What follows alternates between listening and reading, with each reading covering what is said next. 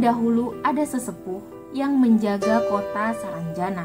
Mereka mengakui bahwa kota itu dulunya itu benar-benar ada, bahkan terdaftar di peta Belanda. Namun pada suatu hari sesepuh ini ingin menunaikan ibadah haji. Nah, sebelum ia berangkat, karena ia tidak bisa menjaga kotanya itu lagi, akhirnya ia membuat kota Saranjana beserta isi-isinya tidak terlihat.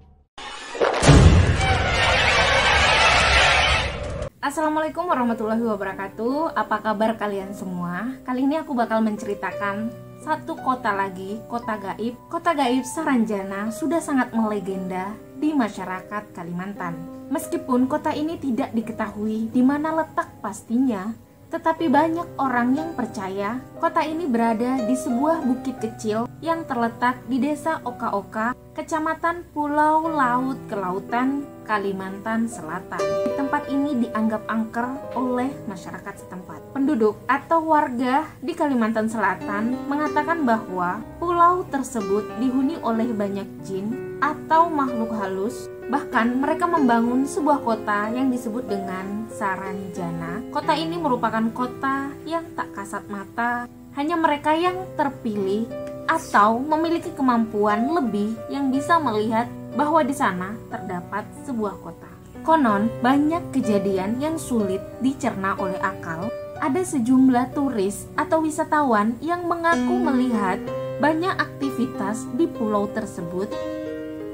Bahkan banyak terdapat gedung-gedung pencakar langit. Namun, ketika didekati, kota tersebut lambat laun berubah menjadi pegunungan yang langsung berbatasan dengan laut. Kota ini semakin misterius karena pulau tersebut keberadaannya tidak tercatat di dalam peta Indonesia. Masyarakat setempat juga percaya bahwa di kota Saranjana memiliki jalan yang lebar, gedung-gedung pencakar langit, dan kendaraan yang lalu lalang. Di sana juga dipercaya memiliki rumah-rumah yang megah dengan pagar tinggi berkilau. Penduduk kota Saranjana dipercaya memiliki profesi mayoritas sebagai petani. Dari hasil pertanian tersebut, mereka banyak yang menunaikan ibadah haji. Kota gaib Saranjana diyakini banyak dihuni oleh jin muslim.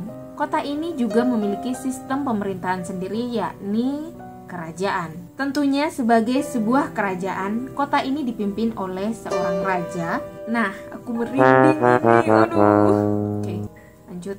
Jadi, masyarakat di Saranjana ini atau warga kota Saranjana ini bentuk fisiknya itu sama seperti masyarakat pada kota gaib lainnya, yakni fisiknya sama kayak manusia, memiliki bentuk badan yang sama kayak manusia. Hanya yang membedakan adalah mereka tidak memiliki garis bibir di antara hidung dan mulut. Mereka tidak memiliki ini. Mereka tidak memiliki garis bibir, dan orang-orang ini disebut sebagai masyarakat Halimun atau orang Halimun. Adapun perbedaan lainnya antara manusia dengan kota Saranjana beserta dengan warganya itu adalah terletak pada ukuran makanannya. Jadi makanan-makanan yang ada di kota Saranjana itu lebih besar daripada makanan yang kita makan sehari-hari. Namun ketika makanan itu dari kota Saranjana kita bawa ke alam kita, maka ukurannya itu akan menyesuaikan. Jadi kembali kecil atau menyusut. Dan satu hari di sana sama dengan 1 tahun di alam kita. Nah, ternyata ada tokoh masyarakat seperti ada band yang mengaku pernah konser di Kota Baru, Kalimantan Selatan. Banyak yang meyakini bahwa kota yang dimaksud adalah kota Saranjana. Jadi, peristiwa ada band manggung di kota Saranjana ini diperkirakan terjadi pada tahun 2005. Jadi ceritanya itu tiket yang terjual ada 7.000 sampai 8.000 tiket. Namun pada saat konser digelar ada sekitar 14.000 orang yang menonton konser ada band. Bila lazimnya penonton konser itu biasa mereka ikut pada nyanyian atau lagu yang dibawa oleh band. Mereka itu ikut nyanyi, ikut bersorak ya, ikut bahagia, ikut ngikutin nadanya. Namun pada penonton kali ini, penontonnya itu nggak kayak biasanya. Mereka itu dingin, aneh, diam. Lalu nih, di tengah-tengah konser, panitia meminta agar penonton itu bergeser ke kiri. Namun, para awak band justru terheran kenapa disuruh geser ke sisi kiri.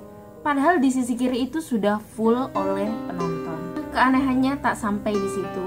Saat konser selesai, para penonton meninggalkan lokasi dengan begitu cepat. Padahal nih, akses jalannya cuma ada satu.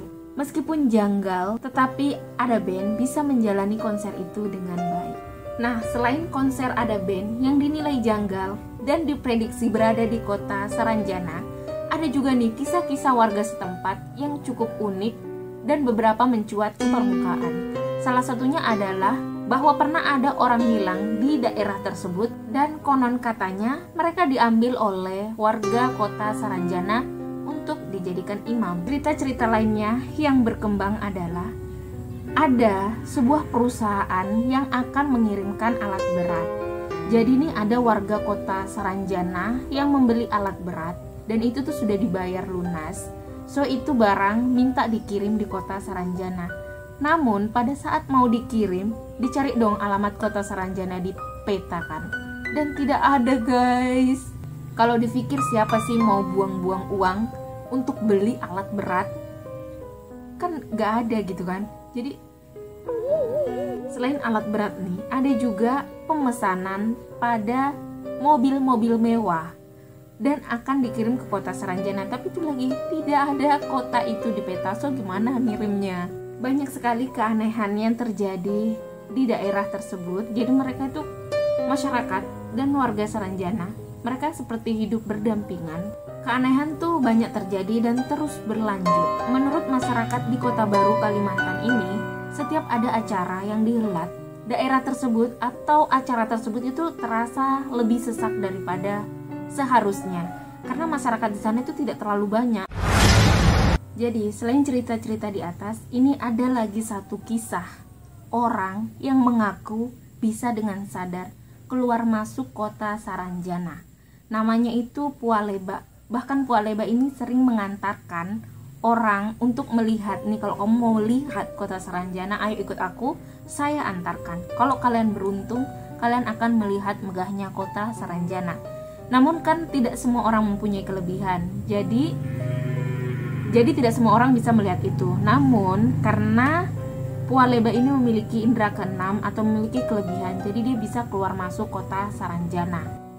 Terasa seperti banyak sekali orang. Tentu hal ini tuh masih membingungkan warga setempat. Masyarakat Kota Baru di Kalimantan juga mengatakan bahwa ada pantangan di kota Saranjana, yaitu dilarang mengenakan pakaian berwarna kuning dan merah. Selain itu, siapapun nih yang terjebak di kota gaib Saranjana, mereka akan merasakan perbedaan waktu yang cukup signifikan. Jadi di sana juga orangnya itu bersuku-suku ya. Ada orang suku Mandar, suku Batak, suku Jawa. Jadi di sana itu orangnya juga campur kayak kita gini, banyak juga suku dalam sebuah daerah kan. Pualeba ini juga mengaku kalau dia itu juga sering dijemput oleh orang-orang Saranjana. Kan mereka berteman gitu kan. Kalau ada apa-apa biasanya tuh dijemput dengan menggunakan mobil mewah. Mobilnya nih kalau nggak berwarna kuning ya berwarna merah. Sayangnya sekali lagi cuma dia yang bisa lihat.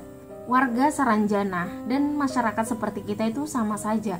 Mereka tuh makan nasi, minum kopi, bahkan ada yang ngerokok, sama seperti kita. Dan mereka itu membeli produk-produk itu atau bahan-bahan pangan mereka ya juga di alam kita ya. Dan itu tidak ketahuan karena mereka itu seperti manusia pada umumnya. Nah, yang bikin kaget lagi adalah ternyata nih anak-anak di kota Saranjana banyak loh yang sekolah di alam kita. Bahkan banyak juga orang tua di kota Saranjana yang menitipkan anaknya agar dijagai oleh Bapak Pualeba ini. Walau sudah keluar masuk kota Saranjana, namun Pualeba mengaku dia di kota Saranjana itu hanya jalan-jalan. Dia tidak berani makan atau minum apapun. Karena barang siapa yang meminum atau memakan makanan di sana, diyakini tidak akan pernah bisa kembali. Karena ini sudah terjadi pada beberapa orang yang makan dan minum di sana. Akhirnya mereka tidak bisa pulang dan mereka akhirnya memiliki anak dan istri di kota Saranjana. Puang Leba itu sering dimintai bantuan untuk mencari barang-barang jika ada barang yang hilang di daerah tersebut. Jadi Puang Leba ini sering meminta tolong kepada warga kota Saranjana ini untuk carikan barang yang hilang. Nah, pernah nih ada orang yang kehilangan mobil guys, dan dia minta dong bantuan kepada Puak. Dan Puak Leba ini meminta bantuan kepada warga di kota Saranjana. Dan alhamdulillah bisa diketemukan bahwa waktu itu mobilnya ini berada pada daerah Batu Licin di depan bengkel. Dan benar saja pada saat dicari itu bengkel ada mobilnya, dan bengkelnya atau orang bengkelnya mengaku tidak tahu menau kenapa ada mobil di depan bengkelnya guys. Memang kota Saranjana tidak ada di dalam peta Indonesia. Namun di tahun 1845 seorang naturalis Jerman, Solomon Muller, membuat peta yang berjudul, baca sendiri guys, panjang banget ini nama judul petanya. Jadi di dalam peta ini Solomon menggambarkan sebuah wilayah bernama Tanjung Hok Saranjana. Tanjung ini terletak di sebelah selatan Pulau Laut, berbatasan dengan wilayah Pulau Kerumputan dan Pulau Kijang. Sumber lain yang menjelaskan kota Saranjana juga ditulis oleh Peter Johannesburg pada sebuah buku di halaman 252 dengan judul buku ini, silakan baca sendiri. Jadi buku ini tuh berupa kamus dan diterbitkan di Amsterdam oleh P.N. van Capen tahun 1869. Pada buku ini menyebutkan bahwa Saranjana adalah tanjung di sisi selatan Pulau Laut di bagian tenggara Kalimantan. Berdasarkan legenda rakyat atau cerita yang beredar di masyarakat Kalimantan Selatan, percaya bahwa dahulu ada sesepuh yang menjaga kota Saranjana. Mereka mengakui bahwa kota itu dulunya itu benar-benar ada, bahkan terdaftar di peta Belanda. Namun pada suatu hari sesepuh ini ingin menunaikan ibadah haji. Nah, sebelum ia berangkat, karena ia tidak bisa menjaga kotanya itu lagi, akhirnya ia membuat kota Saranjana beserta isi-isinya tidak terlihat. Hal ini ia lakukan agar kota Saranjana saat ia tinggal tidak diserang oleh tentara Belanda. Namun, ketika menjalankan ibadah haji, sesepuh kota Saranjana tersebut meninggal dunia di kota Mekah. Hingga akhirnya sampai saat ini kota Saranjana tidak terlihat. Guys, itu tadi sejarah. Konon katanya nih, mengapa kota Saranjana menjadi tidak terlihat? Karena ada sesepuh yang memang membuatnya menjadi tidak terlihat agar tidak diserang oleh tentara Belanda. Apa pendapat kalian terkait kisah-kisah ini? Kalau menurut aku pribadi nih, kalau menurut pengakuan 1-2 orang, aku mungkin masih skeptis. Tapi ini tuh sudah lebih dari 2 orang, bahkan ada beberapa tokoh orang terkenal nih. Ada band misalkan, tidak mungkin dong dia bohong kalau menurut aku sih. Karena wacana ini tuh terus bergulir, jadi susah juga gitu kalau tidak diakui. Mungkin dari satu sisi kita melihat hal ini tuh tidak masuk akal. Coba kalian lihat dari sisi yang lain, maka peristiwa ini menjadi mungkin saja memang benar-benar ada. Apa pendapat kalian? Kalau kalian suka dengan cerita ini, please banget klik like-nya, share video ini ke teman-teman kalian. Jangan lupa juga subscribe dan nyalain notifikasinya supaya kamu tahu kalau aku upload video baru. Kita bisa berteman di Facebook dan Instagram di Juminan aja. Thank you, see you and goodbye.